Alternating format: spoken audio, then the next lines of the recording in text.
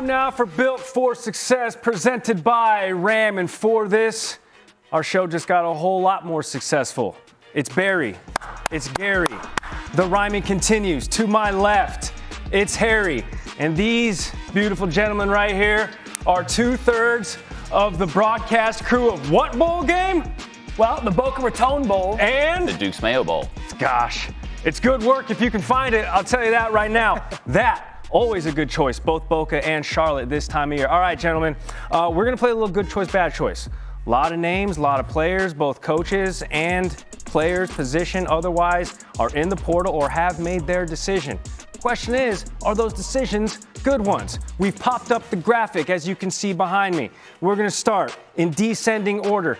Dillon Gabriel, the former gunslinger out there in Norman. This is third transfer now at this point. Yeah. Matt Barrie, good choice, bad choice. Dillon Gabriel headed out west. Not a good choice, a phenomenal choice. Not an option, so we'll make it a good choice. Dillon Gabriel going to Oklahoma. Did you see what Bo Nix did with his opportunity? See, this is why they can't give I got it. Dillon Gabriel going to Oregon was absolutely brilliant for a couple of reasons. One, we saw what Bo Nix was able to do with his career resurrection, leaving Auburn, going up to the Pacific Northwest. You get Dillon Gabriel in an offense with those type of wide receivers, that kind of scheme, in a league like the Big Ten that keeps everything in a box.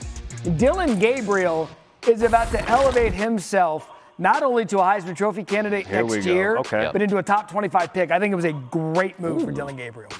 Top 25 pick, that's pretty good. I think it was a good one too. I mean, and you know, we've got a lot of adults playing quarterback now in college football. You can't go wrong there, right? No. Based off of the ad-libs, Harry agrees with you. Tyler Van Dyke spent a handful of seasons down there at the U. All right, put up some pretty good numbers, but he's like, you know what? Screw Miami. I want to go to Madison. Good choice, bad choice. Tyler Van Dyke going to Scotty. I think he's going to succeed, and I think Matt will understand my choice here. I think it's a bad choice. We had Miami's game against Boston College, and you got a taste of what they were trying to build there. So much talent. You know, Mario Cristobal's still figuring things out there. To me, if he really wanted to reach his full potential, I think this is a case that you stick it out, man. Unless you know that they've got something coming else that they feel is better than you. I would have stuck it out in Miami. But again, I feel like in Wisconsin, I think Luke Fickell's really going to get that thing to a place where they have not been before. Could he be a part of that? Perhaps. I would have stuck it out in Miami. Okay. I think it was just a personal decision. Time for him to leave. Okay. Just needed to figure it out. Riley Leonard. The smart kid going from Duke to Notre Dame. I mean, I think people saw this in the tea leaves from the early onset. Matt Barrie, good choice, bad choice. Riley Leonard, the new transfer quarterback. For Notre Dame. In Notre Dame. It's a good choice. For Riley Leonard, I think it's a bad choice. What do you want me to do with the graphic? What do you want me to do? Well, it's for the player. I want you to go bad choice. Bad choice. Bad choice for Riley Leonard, not for Notre Dame. Okay. I think Riley Leonard should have seen what happened with Sam Hartman last year, which was a good year. But it is tough to get over the hump at Notre Dame. Now, here's where this changes this year. Riley Leonard, when healthy, is a very good dual-threat quarterback that has the capability to get Notre Dame into a 12-team playoff. But Notre Dame is so hard to get to that next level. If he'd have gone to a school, maybe stayed in the ACC, maybe gone to the Big 12, maybe a better opportunity to pop. So I think it makes sense, but I think it's a bad choice. And to that point, I think he's the type of quarterback you need weapons around him for him to really pop.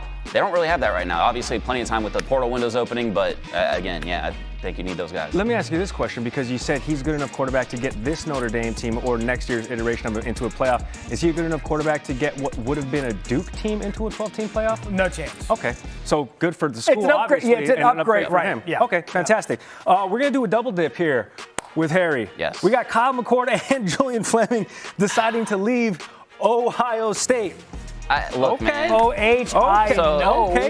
me, I'm going to go bad choice for both. Oh, for both? I'm going to go for both. Let's start with Kylemcord. We're talking about him now possibly going to Syracuse.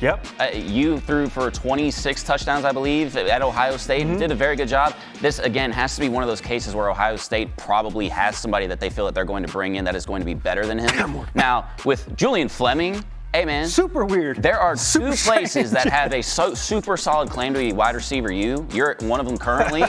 Where are you going? Yes. Like, unless he's going to LSU, right? Or which is the other spot. Wisconsin. Or Wisconsin. Who knows? But I mean, apparently these guys visited Nebraska. So that I think I out. saw Fleming committed to Penn State. I think is what I saw. Or Penn State. I think. Oh. I think Penn State is on that list. Okay. Good luck with that offense that we saw this past Still, year. you're going from a perennial contender to question mark. Mike Elko.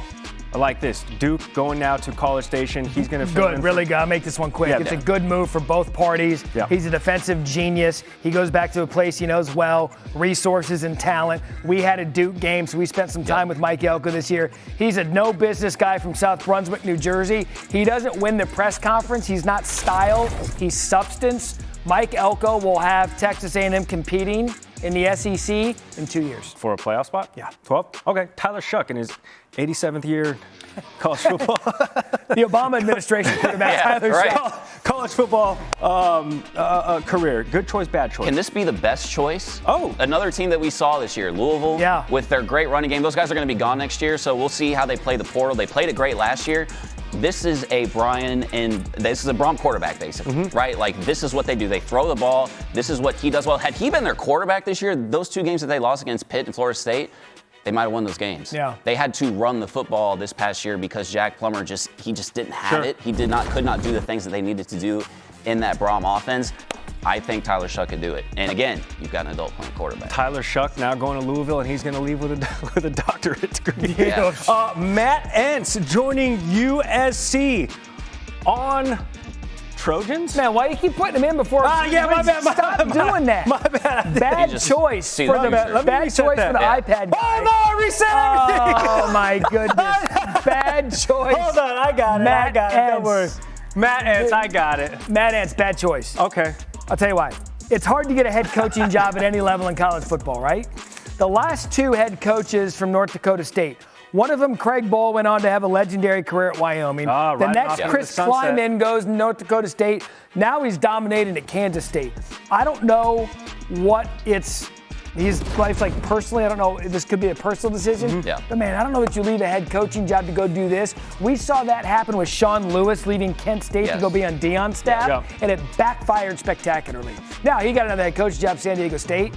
Bad choice leaving a head coaching. Well, I mean, so many parallels, though. North Dakota, Fargo, Manhattan Beach, that's all. Same. Yeah. All right, how are you going to butcher this last one? John Summerall joining Tulane. Good choice, bad choice. I'm just going to. I think it's a good choice for him. It's a better choice for Tulane.